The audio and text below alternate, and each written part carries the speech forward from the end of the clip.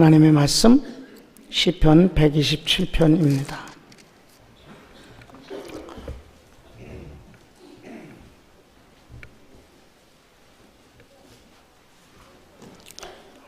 우리 소리를 내서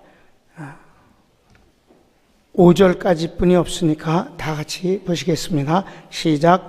여호와께서 집을 세우지 아니하시면 세우는 자의 수고가 헛되며 여호와께서 성을 지키지 아니하시면 파수꾼의 경성함이 허사로다.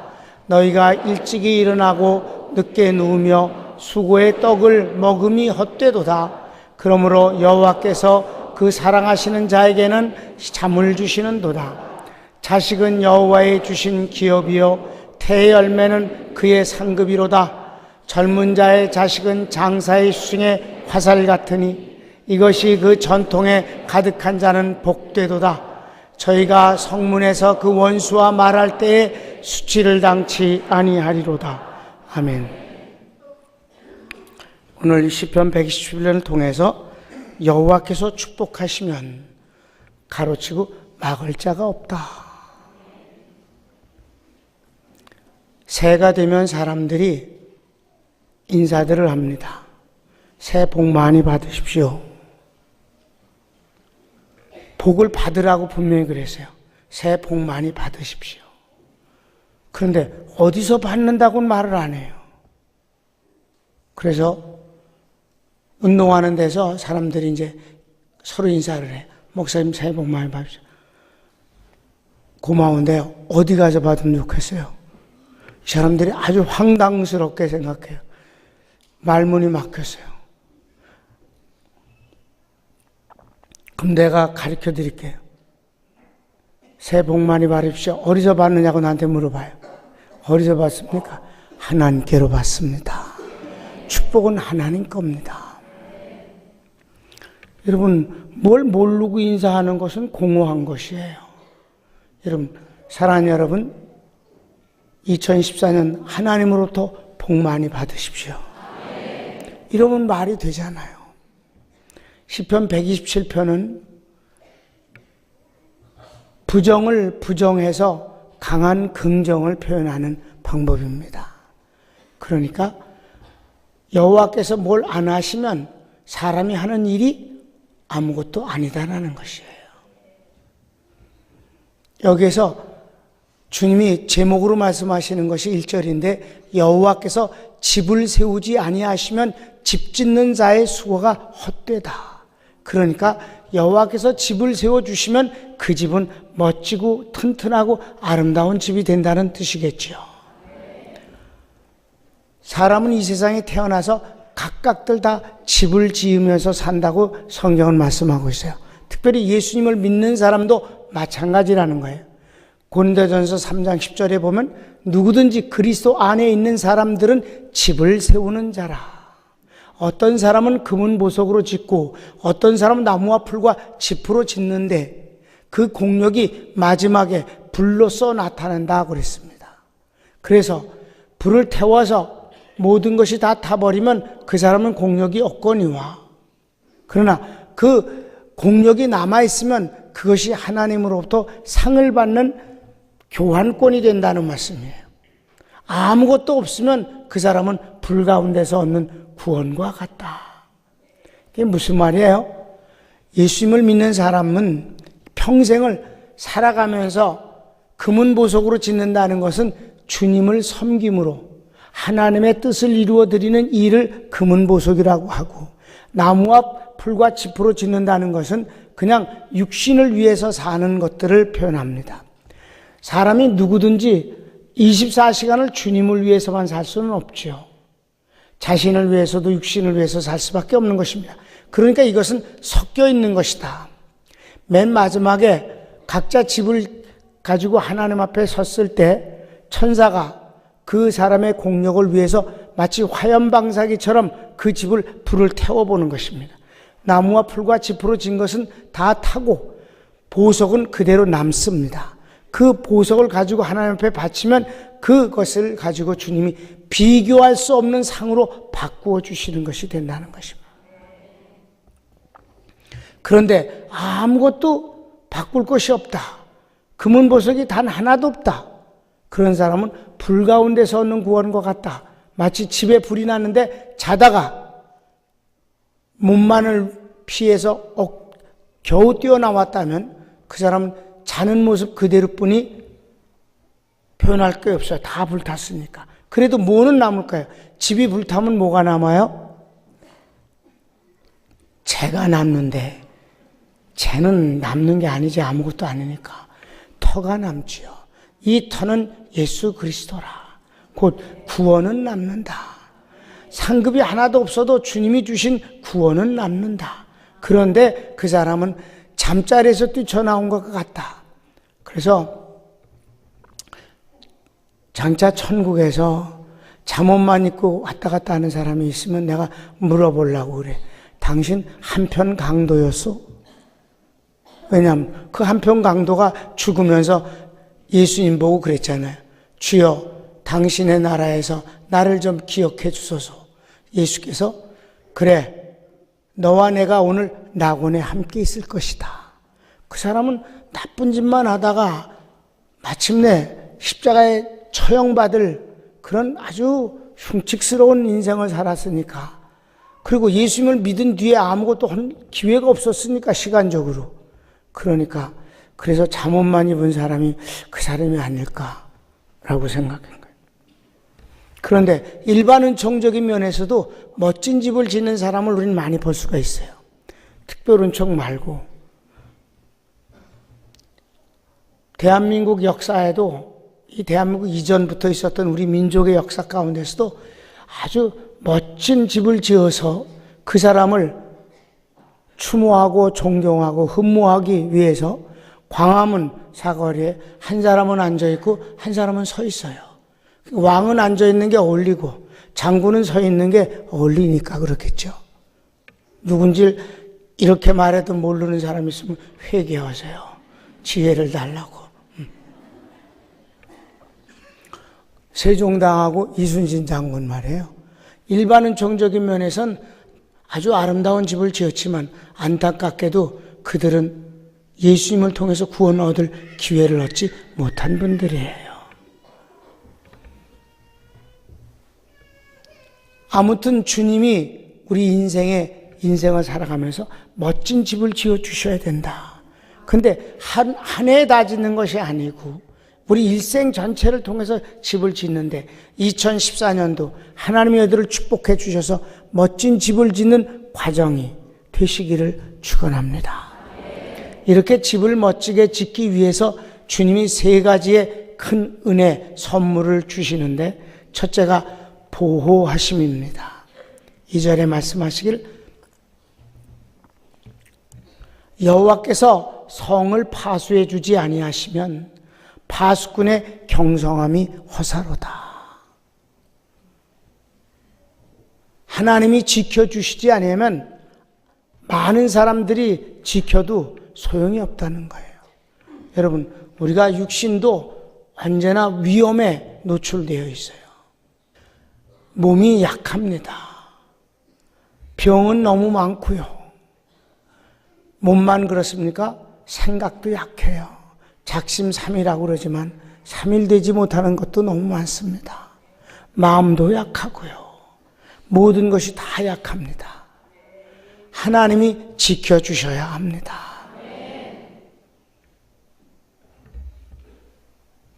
나는 여러분이 하나님이 2014년도 보호해 주시고 지켜주시되 눈동자와 같이 지켜주신다는 약속대로 그런 은혜를 받으시길 바랍니다.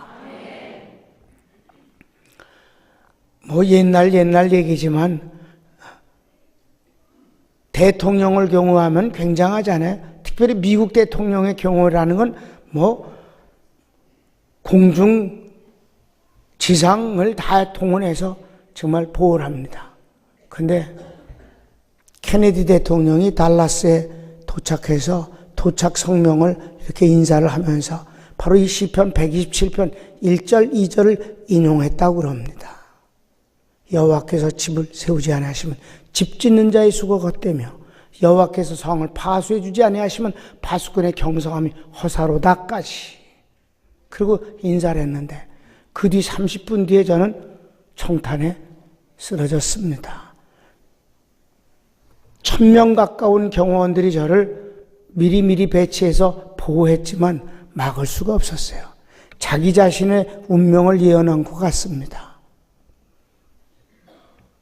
그는 인기가 있는 대통령이지만 그 가문은 정말 하나님을 대적하는 세력들이었어요. 저를 개인적으로 가르쳐준 어떤 고고학 교수가 있었는데 그 사람은 여자였어요.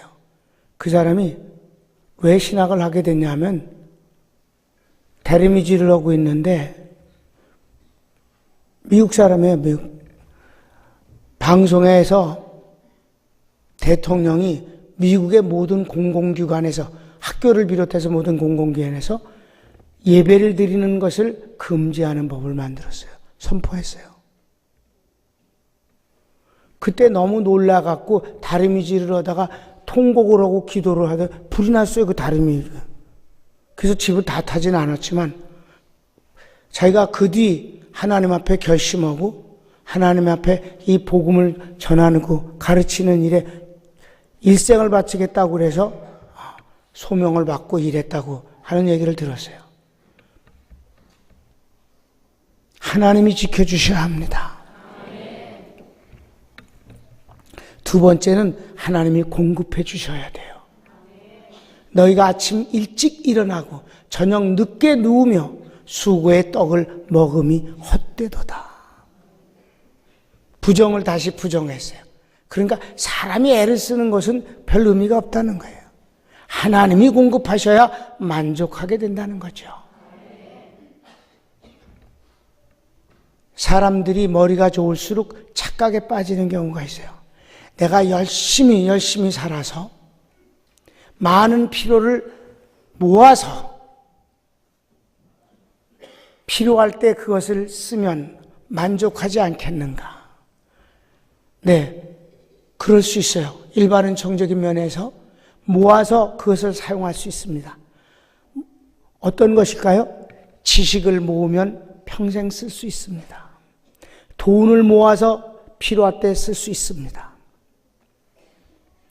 기술을 점점 쌓아서 그 기술을 일생 쓸 수 있어요. 경험. 그러나 그 외에는 더 중요한 것과 행복과 관련된 것은 절대로 저축할 수가 없습니다. 사랑하는 여러분, 건강할 때 이 건강이 너무 넘치니 이 중에 얼마만큼을 저축했다가 이 다음에 아플 때 그걸 찾아서 써야지. 그건 불가능한 일입니다. 아, 지금 너무 행복해. 이 행복을 다 누릴 것이 아니라 조금 저축했다가 슬프고 불행스러울 때 찾아서 이 행복을 누리면 안 될까? 불가능한 일입니다. 정말 중요한 것들은 저축할 수 없는 것이에요. 하나님이 공급해 주셔야 합니다. 그래서 여러분, 하나님은 구약이나 신약이나 좀 째째하다고 생각됐었습니다. 나 옛날에.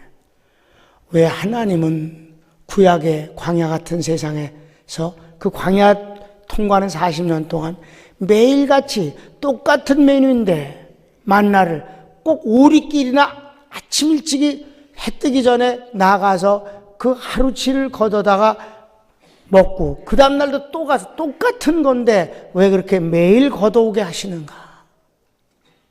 한꺼번에 일주일치만이라도 좀 갖다가 놓고 먹으면 안 되겠는가? 어떤 사람은 며칠치를 충분히 걷어왔습니다. 그 다음날 안 갔습니다. 그런 자식들한테 자랑했을지도 몰라요. 가족들한테. 사람이 지혜를 써야지. 맨날 똑같은 거를 맨날 가지고 가면 되겠냐. 그런데 뚜껑을 열어보니까 벌러지가 났습니다. 그 똑똑한 아버지 때문에 그 가족은 그날 종일 굶었습니다. 그런데 안식일만큼은 가지 않아도 됐습니다. 그 전날 이틀분을 가져오면 그것은 상하지 않았던 거예요. 그런데 예수님이 신약에 와서는 복음적으로 이제 말씀을 해주시니까 풍부하실래나 그랬더니 주님이 가르쳐 주신 기도를 보세요. 일용할 양식을 주옵시고 또 하루치만 달래요. 왜 그럴까요? 하나님이 째째하고 좀스러워서가 아니라 매일매일 공급하시고 참견해 주시고 인도해 주시겠다는 뜻입니다. 하루도 주님 없이 혼자 사는 게 아니라 주님과 함께 살고 하나님이 항상 공급해 주시길 원해서입니다. 그런 축복을 2014년도 받으시기를 바랍니다. 그걸 받은 사람이 바로 다윗인데 그렇게 고백했습니다. 여호와가 나의 목자시라 나는 부족함이 없습니다. 부족함이 없는 것이 중요한 것입니다. 세 번째로는 주님이 평안을 주셔야 합니다. 잠언서에 보면 왕궁에 살면서 괴로워하는 것보다 초막에 살면서 평안한 것이 더 나으니라 그랬습니다. 여러분, 거의 모든 병은 사실은 마음에서부터 생긴다고 합니다. 스트레스라는 말이 모든 병의 근원이라고도 그래요. 평안, 하나님이 주시는 궁극적인 복은 평안입니다. 평강의 복 말입니다. 그래서 여호와께서 사랑하는 자에게 잠을 주시는 도다. 여긴 전부 상징이에요. 집 짓는 거, 파수꾼, 떡, 잠. 이 잠은 평안을 뜻해요. 평안이란 단어, 우리 교회 이름이 평안, 평강이나 평안이나 똑같은 단어입니다. 에이레네, 하나님이 내 편, 내가 하나님 편 된다는 뜻입니다. 그래서 문제가 없길 바라는 게 아니라 문제보다 더 크신 하나님이 문제를 다스려서 승리하게 하심으로 말미암아 여러분이 더욱 한 단계 업그레이드 되어지는 그런 능력 있는 삶을 살게 된다는 뜻이죠. 여러분, 문제 없기를 바라지 마세요. 삶 자체가 다 문제예요. 긍정적인 문제든 부정적인 문제든 하나님이 그 문제 가운데서 함께 하시면서 마침내 승리하고 환경을 다스려서 이익을 남김으로 말미암아 평강의 복을 받게 되는 것이죠. 마지막 주님이 주시는 축복은 자식의 복입니다. 자식은 여호와께서 주신 기업이요 태의 열매는 그분의 상급이로다. 자식은 무조건 복입니다. 아닙니다. 왼수가 따로 없습니다. 자식이 왼수입니다. 무자식 상팔자고 속 썩을 때도 있지요. 그러나 자식은 복이 옵시다. 성경이 자식은 축복이라고 그랬어요. 어떤 면에서 축복이냐 하면은 자식은 장사의 수중에 있는 화살과 같다 그랬어요. 옛날에 성경이 기록되던 때에는 무기라는 것이 총이 없으니까 대부분 손에 잡는 거예요. 칼, 창, 등, 도끼. 그런데 멀리 있는 목표를 이쪽에서 쏴서 맞추는 유일한 무기가 화살입니다. 즉, 자식은 내가 미칠 수 없는 저 목표, 꿈을 이루는, 꿈을 완성하는 하나님의 축복이라는 것이에요. 그래서 부모는 자식에게 자기의 꿈을 이루겠다는 것을 보태서 길을 쓰고 교육을 시키고 뒷바라지라는 것입니다.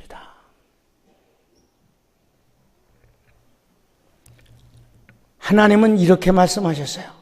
나는 아브라함의 하나님, 그 자식 이삭의 하나님, 그 자식 야곱의 하나님이다. 이 3대의 하나님이라고 말씀하실 때는 언제나 축복을 선언하실 때 이 앞부분에 도입되는 말이에요. 하나님 자신이 누구냐? 아브라함의 하나님, 이삭의 하나님, 야곱의 하나님이다. 이게 3대가 한 세대에 살아요. 반은 자식하고 살고 반은 또 그 자식이 자기 자식하고 살면서 그것을 지켜보는 할머니, 할아버지의 삶을 살다가 이 세상을 떠나는 거예요. 3대가 함께 사는 것이 하나님이 정하신 법이에요. 그래서 할머니, 할아버지가 될 땐 사람들이 다 바보가 되는 거예요. 자식 때는 기억조차 안 나는데 할머니, 할아버지가 되면 손자, 손녀가 그렇게도 예쁘고 사랑스럽고 귀해 보이는 것입니다. 그거 마음껏 행복을 누리다가 이제 그 손자, 손녀가 할아버지, 할머니 냄새 난다고 싫다고 그럴 때가 되면 그때 주님 앞에 갈 때가 가까웠음을 아시기 바랍니다. 자식은 하나님이 주신 축복이에요. 그런데 하나님은 어떻게 축복을 확인해 주시냐 하면은 성문에서 원수와 만날 때 수치를 않는다는 거예요. 구약 성경에서 원수의 개념은 우리나라처럼 부모 죽인 사람 그런 게 아니고 그냥 일반적인 경쟁자도 다 원수라고 그러고 전쟁도 원수라고 그러고 가뭄도 원수라고 그러고 그러는 것입니다. 그러니까 이 세상에 살아가면서 선의의 경쟁자조차도 성문에서 자식을 앞에 세우고 갈 때 자식이 잘 돼 있으면 그 부모가 고개를 탁 들고 자랑스럽게 앞세워서 갑니다. 제가 주례를 할 때 항상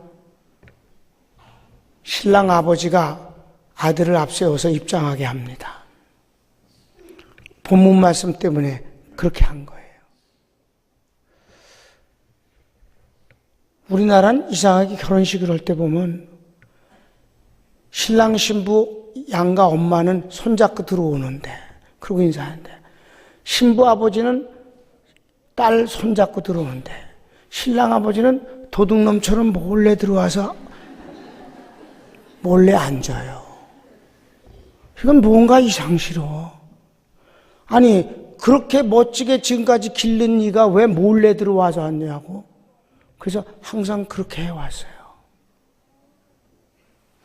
아버지가 아들을 앞세워서 들어오면서 주변 분들한테 여유 있게 인사도 하고 우리 아들 보라고. 이게 바로 시편 127편에 주신 마지막 축복입니다. 인생의 마지막 부분은 자식을 인해서 하나님의 복을 확인하는 기간들이에요. 난 여러분들이 자식의 자식을 보며 명문가정을 대를 이어 큰 축복을 받는 그렇게 되어지는 2014년 한 해가 되기를 주님의 이름으로 축복합니다. 사랑하는 성도 여러분, 2014년 하나님 겁니다. 축복 하나님 겁니다. 여기 시편 127편이 부정을 부정해서 강한 긍정으로 말했어요. 그러니까 하나님이 축복하지 아니하시면 축복받을 자가 없거니와 하나님이 축복하시면 그 축복을 빼앗을 자가 없습니다. 손을 모읍시다.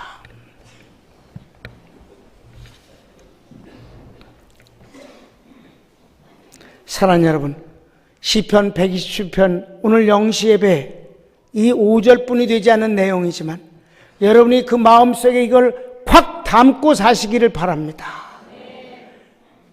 신앙 고백이 되고 여러분의 가치관이 되고 여러분이 일할 근거가 되기를 바라고 꿈을 꾸길 바라며 그리고 기도의 제목이 되기를 바랍니다. 하나님이 축복하시면 막을 자가 없습니다. 2014년 문제가 없을 리가 없습니다. 지금도 이미 문제 가운데 있을 수 있는 것이 당연합니다. 그러나 하나님이 그 문제 가운데서 여러분을 복을 주시고 함께 하시면 그 문제가 여러분을 쓰러뜨리는 것이 아니라 오히려 그 문제가 여러분을 단련시키고 숙성시키고 성숙시켜서 멋지고 근사한 내년을 또 맞게 될 줄 믿습니다. 주여 한번 부르고 기도합시다. 주여, 오 사랑하는 주님 감사합니다. 귀하신 주님 고맙습니다. 역사하신 감사합니다. 감사합니다. 축복하여 주시옵시고 역사해 주시옵소서. 사랑하는 주님, 귀한 주님이여 저희들을 축복하시고 역사하시는 것을 감사합니다.